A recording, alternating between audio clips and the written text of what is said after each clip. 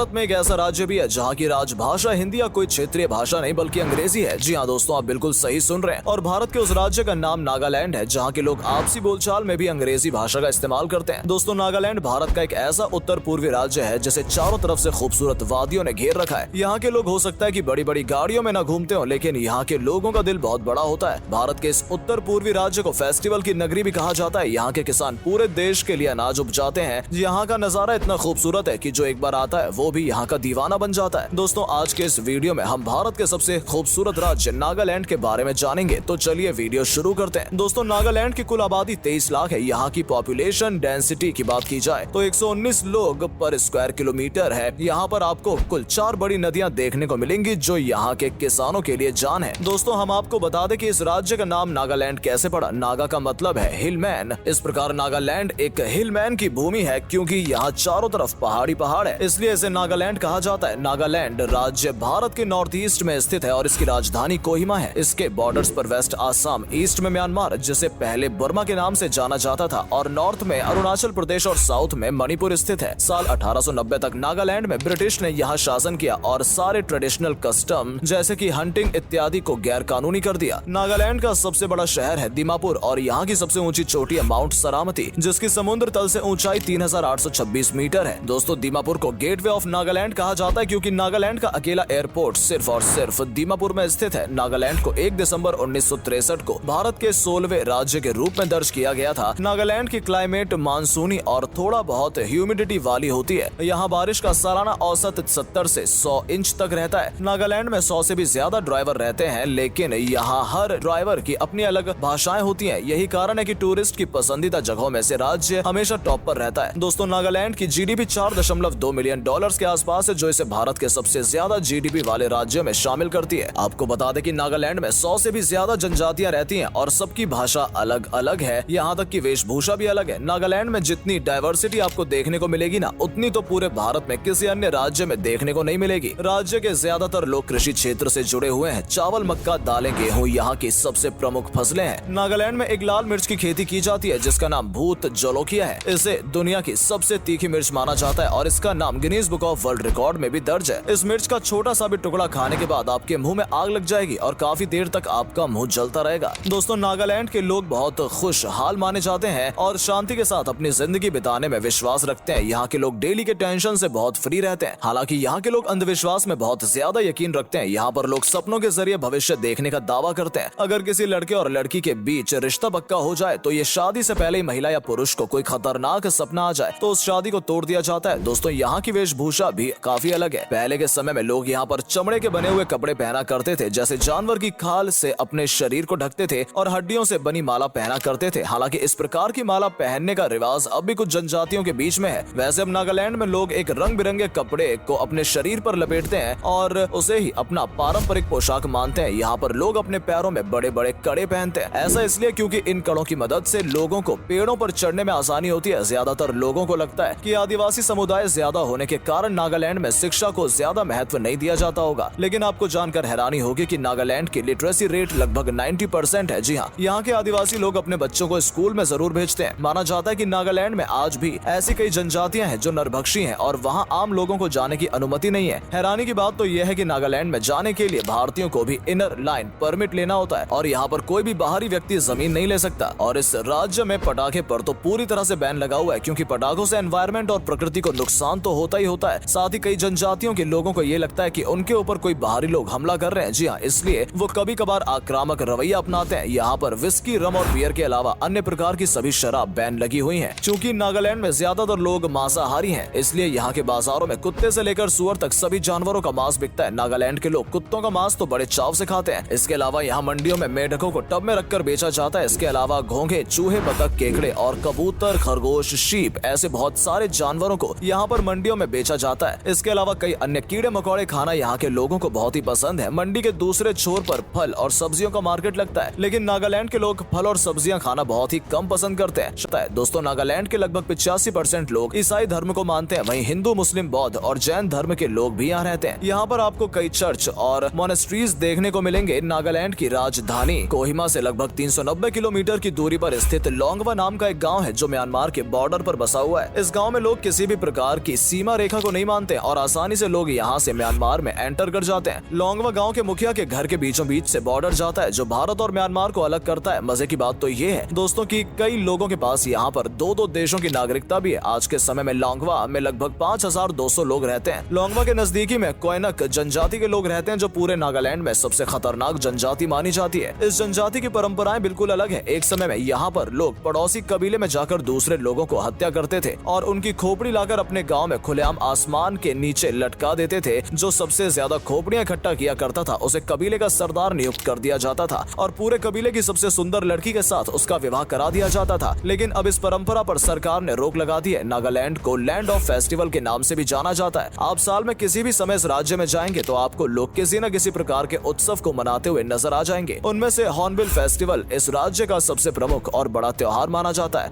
ये फेस्टिवल हर साल 1 से 10 दिसंबर तक चलता है। इसमें लोग जमकर मौज मस्ती करते हैं और लाजवाब ट्राइबल फूड्स का मजा उठाते हैं। ट्राइबल पकवानों में सबसे ज्यादा खाए जाने वाले पकवान में अखुरी, सुख, बास्के, स्प्राउट और पोर्क आदि शामिल हैं। इस त्योहार में लोग अपनी पारंपरिक वेशभूषा पहनते हैं और मिलकर जमकर नृत्य करते हैं। चावल से बनाई जाने वाली खास देशी शराब भी इस फेस्टिवल के दौरान खूब पी जाती है। हॉर्नबिल के अलावा तुलाली फेस्टिवल, यमसी फेस्टिवल, सैक्रेनी फेस्टिवल भी नागालैंड के प्रमुख त्योहारों में से एक है। तो चलिए बात करते हैं अब नागालैंड में घूमने लायक मनमोहक जगहों के बारे में। वैसे तो ये पूरा राज्य ही आपको अपनी ओर आकर्षित करता है। हर मोड़ और हर समय आपको नया दृश्य देखने को मिल जाएगा। ये चोटी से प्रकृति का खूबसूरत नजारों का आप लुत्फ उठा सकते हैं। अगर आप रंग बिरंगे फूल देखना चाहते हैं तो आपको यहाँ के वैली का शेर जरूर देखें। यहाँ की वैली में जहाँ तक आपकी नजर जाएगी वहाँ तक खूबसूरत फूल ही फूल आपको नजर आएंगे। इसके अलावा मोकोकचुंग नागालैंड का सबसे पुराने गाँव में से एक है और ट्रैकिंग के शौकीन लोगों के लिए यहाँ का चापू चोटी मुख्य आकर्षण का बिंदु है। ये नागालैंड की दूसरी सबसे ऊंची चोटी और इस चोटी के कारण ही नागालैंड को नॉर्थ ईस्ट का स्विट्जरलैंड कहा जाता है। इसके अलावा Ntangki national park, Fakim wildlife sanctuary और रंगा वाइल्ड लाइफ सेंचुरी जैसे उद्यान में आप जंगल सफारी का आनंद ले सकते हैं। वैसे तो पूरे साल ही नागालैंड का मौसम बेहद सुहावना रहता है लेकिन बरसात के दौरान इस राज्य की सुंदरता देखने लायक होती है। नागालैंड घूमने के लिए मई से सितंबर तक का समय सबसे अच्छा माना जाता है। यहाँ पर ज्यादा गर्मी न होने के कारण बड़ी संख्या में टूरिस्ट सुकून के पल बिताने आते हैं। अगर आप प्रकृति को नजदीक से देखना चाहते हैं तो आप अपनी भागदौड़ भरी जिंदगी से कुछ समय अपनों के साथ बिताना चाहते हैं तो नागालैंड आपके लिए बहुत ही फेवरेट और सूटेबल होगा क्योंकि ये बहुत बड़ा टूरिस्ट डेस्टिनेशन है। नागालैंड को जब से पूर्ण राज्य का दर्जा मिला है तब से लेकर 2012 तक यहाँ कोई भी महिला विधायक नहीं थी क्योंकि नागालैंड में ज्यादातर आदिवासी समुदाय के लोग रहते हैं जिनमें महिलाओं को घर से बाहर निकलना या फिर चुनाव आदि प्रक्रिया में शामिल होना गलत माना जाता है। हालांकि पिछले साल फेंगनॉन कोन्याक को पहली महिला MP होने का गौरव प्राप्त हुआ है। इन सभी चीजों को देखने के बाद ये साफ पता चलता है कि नागालैंड में भी चीजें बदली जा रही हैं और नागालैंड की राजनीति में महिलाओं की भागीदारी बढ़ रही है। नागालैंड का स्टेट एनिमल घड़ियाल और सफेद मुंह वाले किंगफिशर को यहाँ का स्टेट बर्ड का दर्जा प्राप्त है और यहाँ पर कई तरह के मिनरल्स भी पाए जाते हैं। दोस्तों आपको नागालैंड के बारे में कौन सी बात अच्छी लगी हमें कमेंट्स में जरूर बताएं और हमारी वीडियो को लाइक करना ना भूलें। मिलते हैं नेक्स्ट वीडियो में।